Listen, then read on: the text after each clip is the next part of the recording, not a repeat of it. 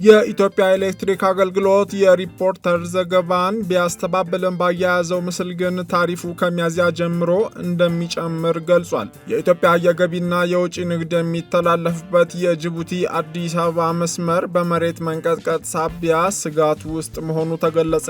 32 ኢትዮጵያውያን በማይናማር ከነበሩበት አስቸጋሪ ሁኔታ ወደ ሀገራቸው እንዲመለሱ መደረጉ ተገልጿል። ሰላም ጤና ይስጥልን የተወደዳችሁ የኢትዮጵያ ሪፖርተር ዩቲዩብ ቻናል ተከታታዮች የሰዓቱን ዋና ዋና ዜናዎች ይዘን ቀርበናል። ለወቅታዊና ፈጣን መረጃዎች የኢትዮጵያ ሪፖርተር ዩቲዩብ ቻናልን ላይክ፣ ሰብስክራይብ እና ሼር እንድታደርጉ እየጋበዝን ወደ ዝርዝር ዜናዎቹ እናልፋለን። ኢሊያስ ክፍሌ ነኝ።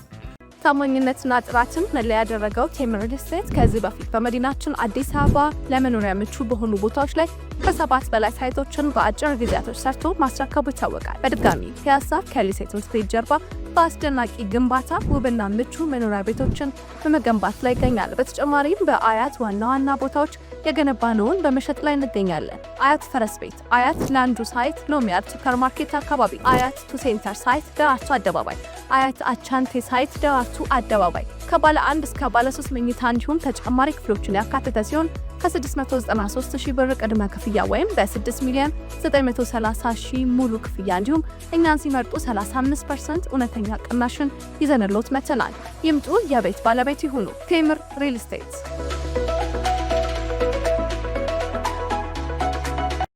የኢትዮጵያ የገቢና የወጪ ንግድ የሚተላለፍበት ከጅቡቲ እስከ አዲስ አበባ የተዘረጋው መንገድ በመሬት መንቀጥቀጥ ሳቢያ መተሐራ አካባቢ ጉዳት ሊደርስበት እንደሚችልና አደጋ መደቀኑ ተነግሯል። በኢትዮጵያ ስፔስ ሳይንስና ጂኦስፓሻል ኢንስቲትዩት ተመራማሪ የሆኑት አቶ ናትናኤል አገኘው እንደተናገሩት ፈንታሌ ተራራ ላይ በተደጋጋሚ እየተከሰተ በሚገኘው የመሬት መንቀጥቀጥ የማግማ ወይም ቅልጥ አለት ወደ ላይኛው የመሬት ክፍል እየተጠጋ መሆኑን በቴክኖሎጂ ማረጋገጥ ተችሏል። ይህ በመሆኑም የእሳተ ገሞራ ፍንዳታ ከተከሰተ ከጅቡቲ አዲስ አበባ የሚወስደው መንገድ መተሐራ አካባቢ ላይ ጉዳት ሊደርስበት ይችላል ብለዋል።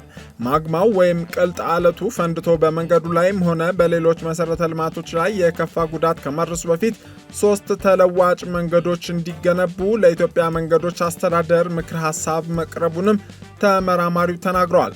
እንደ አቶ ናትናኤል ገለጻ በምክትል ጠቅላይ ሚኒስትሩ በሚመራውና የመሬት መንቀጥቀጥ አደጋውን ለመከላከልና አፋጣኝ ምላሽ ለመስጠት በተቋቋመው ኮሚቴ ውስጥ የኢትዮጵያ መንገዶች ባለስልጣን፣ የውሃና ኢነርጂ ሚኒስቴር፣ የአዲስ አበባ ጂኦሎጂካል ሰርቬይ እና የአደጋ ስጋት አመራር ኮሚሽን በተገኙበት ምክር ሀሳብ ከ2 ወራት በፊት ቀርቧል። መተሐራ የመሬት መንቀጥቀጡ እየተከሰተ ለሚገኝበት ስፍራ በጣም የቀረበ በመሆኑ የኢትዮጵያ ገቢና ወጪ ንግድ የሚተላለፍበት የጅቡቲ አዲስ አበባ እንዲሁም ከጅጅጋ ወደ አዲስ አበባ የሚወስደው መንገድ የሚገኝበት አካባቢ እጅግ ጥንቃቄ ይፈልጋልም ብለዋል። ተመራማሪው ተለዋጭ መንገድ እንዲገነባ ከቀረበው ምክር ሀሳብ በተጨማሪ መንግስት ትልልቅ የሚባሉ ኢንቨስትመንቶችንና መሰረተ ልማቶችን በስፍራው እንዳያካሄድ፣ ግድብና ሌሎች በመከናወን ላይ የሚገኙ ግንባታዎችም ለጊዜው እንዲቆሙ ሀሳብ መቅረቡን አክለዋል።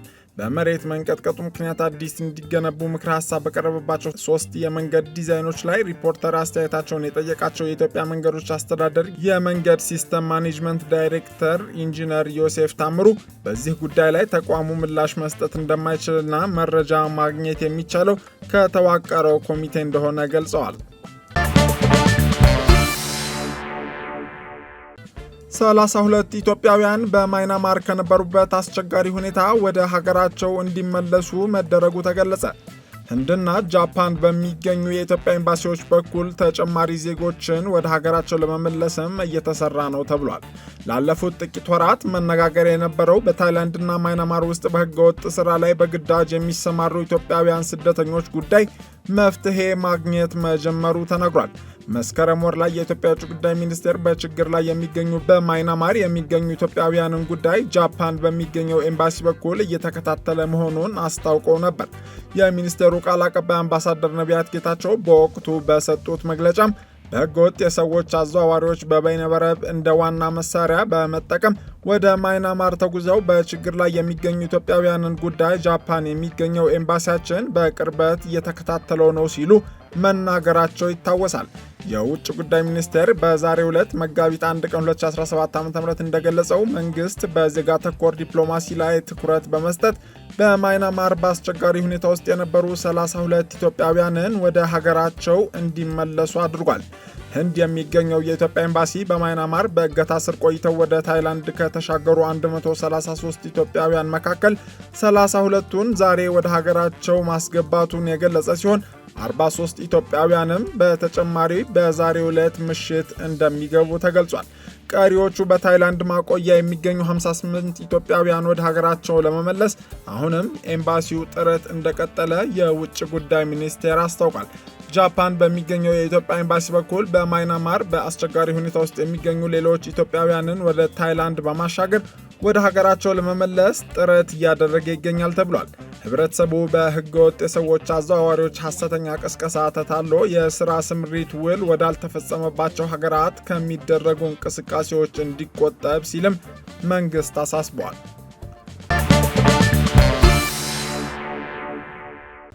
የኢትዮጵያ ኤሌክትሪክ አገልግሎት የሪፖርተር ዘገባን ቢያስተባብልም ባያያዘው ምስል ግን ታሪፉ ከሚያዝያ ጀምሮ እንደሚጨምር ገልጿል። ትላንት የካቲት 30 ቀን 2017 ዓ.ም ሪፖርተር የኤሌክትሪክ አገልግሎት ከሚያዝያ ወር ጀምሮ የፍጆታና የአገልግሎት ታሪፍ ጭማሪ ሊያደርግ ነው ብሎ መዘገቡን ተከትሎ የኢትዮጵያ ኤሌክትሪክ አገልግሎት ምንም አይነት አዲስ ታሪፍ ጭማሪ አልተደረገም ሲል አስታውቋል።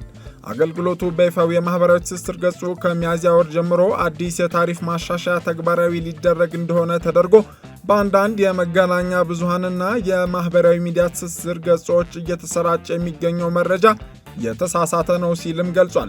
ይሁን እንጂ ተቋሙ ይህንን መልእክት ሲያጋራ በተጠቀመው ምስል የሪፖርተርን ዘገባ በማረጋገጥ ከዚህ ቀደም በተለይም ማህበረሰቡ ላይ ጫና እንዳይፈጠር በየ3 ወራት የፍጆታና የአገልግሎት ታሪፍ ተመን ጭማሪ እንዲደረግ ውሳኔ መተላለፉን ተከትሎ ከሚያዝያ እስከ ሰኔ 2017 ዓ.ም ድረስ የሚተገበረው ታሪፍ ከጥር ወር እስከ መጋቢት 2017 ዓ.ም ድረስ ከሚተገበረው ጭማሪ እንደሚኖረው የሚያሳይ ነው።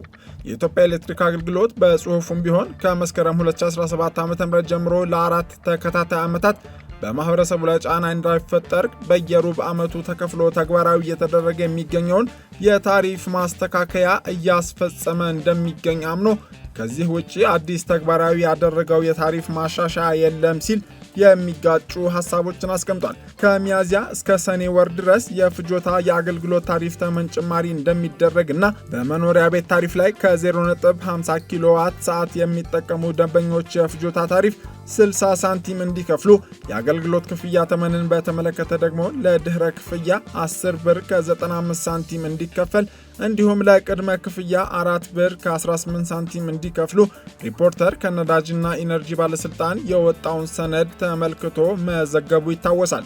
የመኖሪያ ቤት ታሪፍን በተመለከተ ከ51 እስከ 100 ኪሎዋት የሚጠቀሙ ደንበኞች 1 ብር ከ49 ሳንቲም፣ ከ100 እስከ 200 ኪሎዋት ድረስ የሚጠቀሙ ደንበኞች 2 ብር ከ67 ሳንቲም እንዲሁም ሌሎቹ በየኪሎዋቱ መጠን ክፍያቸው እየተለያየ የሚቀጥል መሆኑን በአዲሱ ታሪፍ ተመላክቷል። የአገልግሎት ክፍያ ተመኑም እንደ ኪሎዋቱ የሚለያይ እንደሆነና ለድህረ ክፍያ ከፍተኛው 45 ብር ከ80 ሳንቲም ሲሆን ለቅድመ ክፍያ 15 ብር ከ97 ሳንቲም እንደሆነ በነዳጅና ኢነርጂ ባለስልጣን የወጣው ሰነድ ይጠቁማል።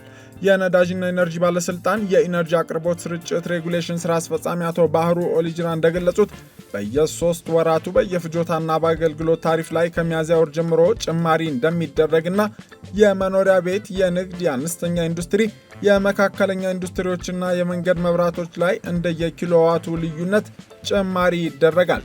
ከጥር ወር እስከ ዛሬ በጀመረው መጋቢት ወር ድረስ ከ0.50 ኪሎዋት የሚጠቀሙ የመኖሪያ ቤት ደንበኞች 52 ሳንቲም እየከፈሉ ሲሆን የአገልግሎት ክፍያ ተመን ለድህረ ክፍያ ደግሞ 10 ብር ከ71 ሳንቲም እንዲሁም ለቅድመ ክፍያ ደግሞ 4 ብር ከ01 ሳንቲም እየተከፈለ ይገኛል። የኢትዮጵያ ኤሌክትሪክ አገልግሎት ያሰራጨው የምስል መረጃ በተመሳሳይ የሪፖርተርን ዘገባ የሚደግፍና ከሚያዝያ ወር ጀምሮ የታሪፍ ጭማሪ እንደሚኖር ያረጋገጠ ነው። የኃይል ማመንጫ ዋጋ በመጨመሩ ብቻ የተጨመረው ታሪፍ በ1 ኪሎዋት ሰዓት ከ4 ዓመታት በኋላ 6.01 ብር እንደሚሆን ከዚህ በፊት መዘገባችን ይታወሳል። እስራኤል በመላው ጋዛ ሰርጥ የኤሌክትሪክ ኃይል አቅርቦት እንዲቋረጥ ትዕዛዝ ሰጠች።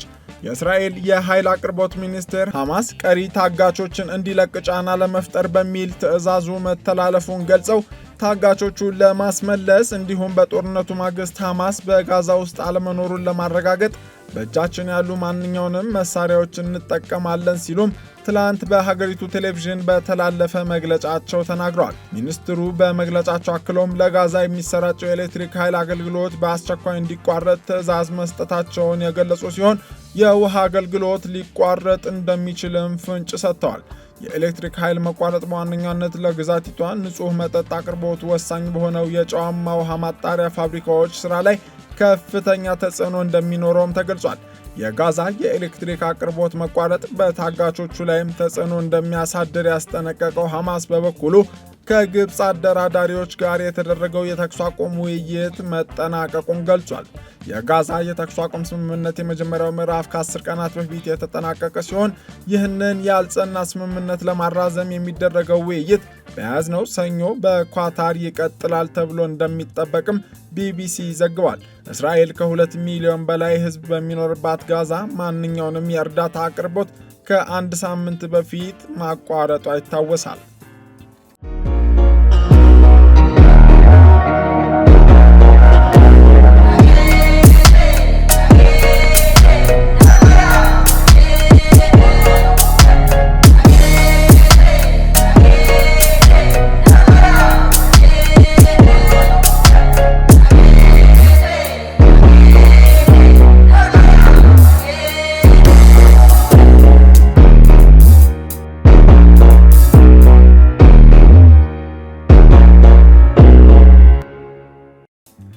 ውድ የኢትዮጵያ ሪፖርተር ዩቲዩብ ቻናል ተከታታዮች ለሰዓቱ የያዝናቸው ዜናዎች እነዚህ ነበሩ። ለቆይታችሁ እያመሰገንን ለፈጣን መረጃዎች የኢትዮጵያ ሪፖርተር ዩቲዩብ ቻናል ቤተሰብ እንድትሆኑ እንጋብዛለን። መልካም ጊዜ።